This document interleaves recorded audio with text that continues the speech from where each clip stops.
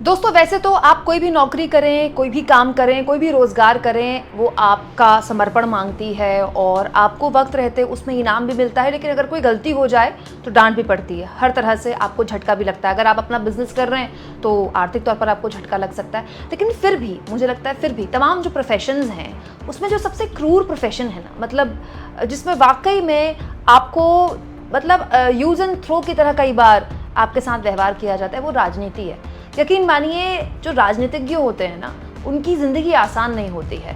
जब तक वो अपनी पार्टी को जिता रहे होते हैं तब तक तो बल्ले बल्ले होती है, उन्हीं का नाम हो रहा होता है। लेकिन जब उनके नाम से पार्टियां हारने लग जाती हैं ना, तो पार्टियां उनसे कन्नी काटने लग जाती हैं। दोस्तों मोदी जी से बड़ा बताइए बीजेपी के लिए कौन सा स्टार प्रचारक हुआ करता था। मतलब इस देश में अगर पंचायत के चुनाव भी होते थे और बीजेपी वो चुनाव लड़ती थी, या म्यूनिसिपैलिटी के भी चुनाव होते थे और बीजेपी वो चुनाव लड़ती थी, तो मोदी जी के चेहरे पे लड़ती थी, क्योंकि मोदी जी बीजेपी के सबसे बड़े वोट कैचर थे। बात भी सही है, मोदी जी के नाम पे वोट मिलता भी था। लेकिन अब हालत ये हो गई है दोस्तों कि प्रधानमंत्री मोदी के नाम पर वोट मांगने को बीजेपी तैयार नहीं है। और इससे एक कदम आगे, मोदी जी अब बीजेपी के स्टार कैंपेनर नहीं रहे। तो क्या वाकई में बीजेपी ने खुद पीएम मोदी से कन्नी काट ली है? और ये सब कुछ तफसील से मैं आपको बताऊंगी, क्योंकि ये लफबाजी नहीं है। एक अंग्रेजी अखबार है दोस्तों, द ट्रिब्यून, बहुत ज्यादा माना अखबार है। उसमें पत्रकार अदिति टंडन ने ये पूरी की पूरी जानकारी लिखी है। ये मैं आपको तफसील से बताऊंगी, इसको इंटरप्रेट करके बताऊंगी कि इसका मायने क्या निकलते हैं। इसमें जो बड़ी बात निकल कर आई है दोस्तों, वो ये कि 90 विधानसभा सीटें जो हरियाणा की हैं, उनमें से बीजेपी ने सुना है कि 65 जो टिकट हैं वो फाइनल कर लिए हैं। लेकिन बीजेपी की जो हालत हरियाणा में है वो इस खबर से पता चलती है। सुनने में आया है कि बीजेपी के जो प्रदेश अध्यक्ष हैं हरियाणा के, मोहन लाल बदौली, बीजेपी चाहती है कि वो चुनाव में फोकस करें और प्रदेश अध्यक्ष को बीजेपी चुनाव ही नहीं लड़वा रही है। कमाल है, ऐसा कभी हुआ है बताइए? बीजेपी के प्रदेश अध्यक्ष हैं वो शख्स जो पूरा का पूरा संगठन संभाल रहे हैं हरियाणा में बीजेपी का, वो चुनाव नहीं लड़ रहे हैं। ऐसा थोड़ी ही होता है प्रदेश अध्यक्ष चुनाव न लड़े। बीजेपी के राष्ट्रीय अध्यक्ष चुनाव नहीं लड़ते हैं, चुनाव लड़ते हैं, जीतते हैं, मंत्री बनते हैं। लेकिन हरियाणा में बीजेपी के प्रदेश अध्यक्ष से चुनाव नहीं लड़वाया जा रहा है। और सुनिए क्या चीज हो रही है। सुनने में आया दोस्तों कि वो बीजेपी जिसने 10 साल हरियाणा में सरकार चलाई, 10 साल, ये खबर बताती है कि हर तीसरा सिटिंग एमएलए उसका टिकट कट सकता है। बड़े बड़े लोगों के टिकट काटे जा रहे हैं दोस्तों। देखिए इसमें बताया गया है, मिनिस्टर कंवरपाल टिकट कट सकता है, कमल गुप्ता टिकट कट सकता है, महिपाल ढांडा टिकट कट सकता है। इसके अलावा असीम गोयल, इनको भी मुश्किल ही है कि दोबारा से टिकट मिले। ये सब मंत्री पद संभाल रहे हैं। मतलब जो लोग मंत्री बने हुए हैं सरकार में, उनसे बेहतर प्रतिनिधित्व कौन कर सकता है अपने इलाके में? भाई मंत्री बनना किसी राज्य में सरकार बनाने के बाद ये तो सबसे बड़ा पद होता है। लेकिन वो उनको टिकट नहीं दे रही है पार्टी, क्योंकि पार्टी को ये पता है कि ये हारेंगे। और मंत्री हारते दोस्तों बहुत किरकिरी होती है। यहाँ पर एक और चीज निकल कर आई है दोस्तों कि पार्टी को ये बात समझ में आ गई है कि अनिल विज, जो इन दिनों काफी नाराज हैं पार्टी से, उनको फिर से टिकट दिया जा रहा है। अनिल विज वो है दोस्तों जो तब से हरियाणा में बीजेपी का झंडा उठाए हुए हैं।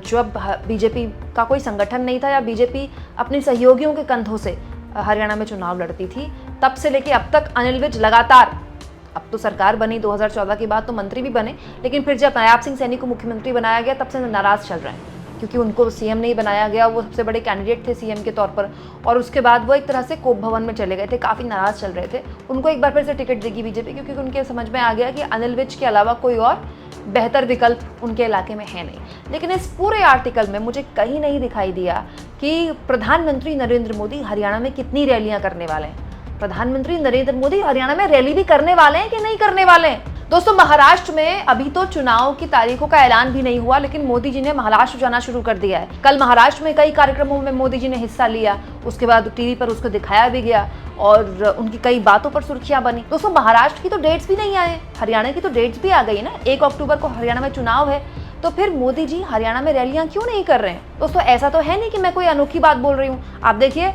इससे पहले हिमाचल में जब विधानसभा चुनाव हुए थे, मोदी जी ने क्या ताबड़तोड़ रैलियां की थी और विधायक से अपने नाम पे वोट मांगे थे।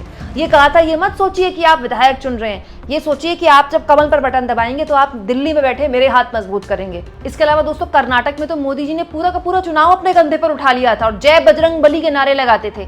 हालांकि वो बात सही है कि ना तो कर्नाटक जीती बीजेपी और ना ही हिमाचल जीती, और इसके अलावा भी कई विधानसभा चुनाव में मोदी जी ने अपने चेहरे पर चुनाव लड़ा। बिहार में जब नीतीश कुमार और लालू यादव ने साथ में चुनाव लड़ा था तो मोदी जी के चेहरे की किरकिरी हुई थी, और दिल्ली में तो बाकायदा पीएम बनने के बाद अब तक सरकार नहीं बना पाई है बीजेपी, और बहुत शर्मनाक हार का उसको सामना करना पड़ा है। लेकिन फिर भी मोदी जी से बड़ा स्टार प्रचारक कौन हो सकता है? ये बात सही है दोस्तों कि हरियाणा में बीजेपी की हालत बहुत खराब है। ये भी बात सही है दोस्तों कि हरियाणा में गांव-गांव घूमना बीजेपी के कार्यकर्ताओं के लिए टेढ़ी खीर साबित हो गया है। It's not easy for BJP कि वो हरियाणा में गाँव में जाए, देहातों में जाके वोट मांगे। लेकिन मोदी जी तो मोदी जी है ना, और हरियाणा के लोगों ने तो मोदी जी के नाम पे वोट दिया है। 2014 में मोदी जी की लहर पर सवार होकर ही तो प्रचंड बहुमत के साथ हरियाणा में सरकार बनाई थी बीजेपी ने। बीजेपी का कोई संगठन तक मजबूत नहीं था हरियाणा में, लेकिन मोदी जी के चेहरे पर सवार होकर जब बीजेपी चुनाव जीत सकती है तो फिर अब क्यों नहीं? दोस्तों हम ये बात कहते हैं कि ब्रांड मोदी कमजोर हुआ है तो हम पर तमाम तरह के आक्षेप लगाए जाते हैं कि ये तो मोदी विरोधी हैं। अगर ऐसा है दोस्तों कि ब्रांड मोदी कमजोर नहीं हुआ है और ब्रांड मोदी की चमक अब भी पहले की तरह बढ़िया है, तो मोदी जी हरियाणा में हारा हुआ चुनाव क्या जितवा नहीं सकते अपनी पार्टी को? कहीं ऐसा तो नहीं दोस्तों कि वक्त से पहले ही बीजेपी ने हार मान ली है, या फिर इस बात को स्वीकार कर लिया कि हरियाणा में अगर हार हो तो मोदी जी का चेहरा क्यों खराब किया जाए, हार का ठीक रहा नायाब सिंह सैनी पर फोड़ दिया जाएगा। दोस्तों इसमें बीजेपी के लिए एक और पेच है, क्योंकि भूपेंद्र सिंह हुड्डा और उनके बेटे दीपेंद्र हुड्डा हरियाणा में इस बात को मुद्दा बना रहे हैं कि 9.5 साल मनोहर लाल खट्टर ने सरकार चलाई हरियाणा में, और आपने उनका चेहरा बचाने के लिए ऐन वक्त में चुनाव से पहले उनको सीएम पद से हटाकर दिल्ली बुला लिया और मलाईदार मंत्रालय दे दिए। ये सब नहीं चलेगा।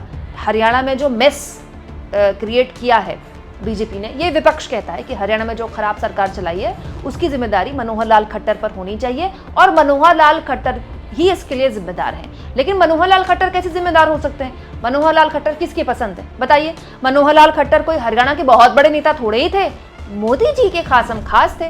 मोदी जी को एक वक्त में उन्होंने बकायदा बाइक में घुमाया था, वो भी पूरा का पूरा हरियाणा, तो मोदी जी ने उनको सीएम बना दिया। उसके बाद मोदी जी ने फिर से उनको सीएम बना दिया, हालांकि बाद में सीएम पद से उनको हटाना पड़ा। लेकिन पूरी की पूरी जो हरियाणा को लेकर रणनीति थी पिछले 10 सालों में, वो कौन बना रहा है? प्रधानमंत्री मोदी और अमित शाह, और अब पीएम मोदी खुद इस पूरे के पूरे प्रचार से उनको अलग करा जा रहा है। क्या लगता है आपको दोस्तों, मोदी जी हरियाणा कब आएंगे?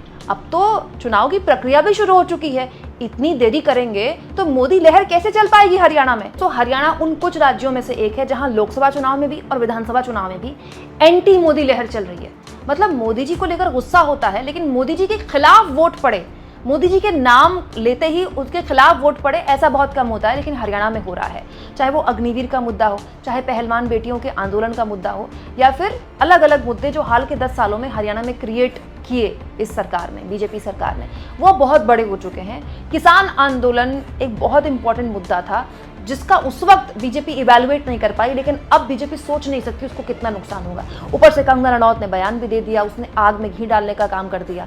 इसीलिए बीजेपी की स्थिति हरियाणा में बिल्कुल अच्छी नहीं है। सबसे बड़ी गलती जो बीजेपी की हुई, बीजेपी ने 10 साल मनोहर लाल खट्टर को चेहरा बनाए रखा हरियाणा का, जो 9.5 साल सरकार बनाने के बाद भी अब तक मतलब पैन हरियाणा चेहरा नहीं बन पाए हैं। और उनके बरक्स खड़े हैं भूपेंद्र सिंह हुड्डा, जो हरियाणा में सरकार चला चुके हैं और जाट बिरादरी का एक बड़ा चेहरा है। यही वजह है कि बीजेपी और बीजेपी का आला कमान हरियाणा में अपना चेहरा बचा रहा है। सोचिए आप दोस्तों, क्या सोचा था आपने कि मोदी जी के आगे ऐसी स्थिति आ जाएगी कि उनको चेहरा बचा बचा कर पॉलिटिक्स करनी पड़ेगी? आप इस मुद्दे पर क्या सोचते हैं? कमेंट बॉक्स में जरूर लिखें, और जितना हो सके चैनल को शेयर करें, सब्सक्राइब करें, और थैंक्स फॉर ज्वाइन, ये 2 ऑप्शन हैं जिसके जरिए आर्थिक तौर पर भी आप चैनल के हाथ मजबूत कर सकते हैं।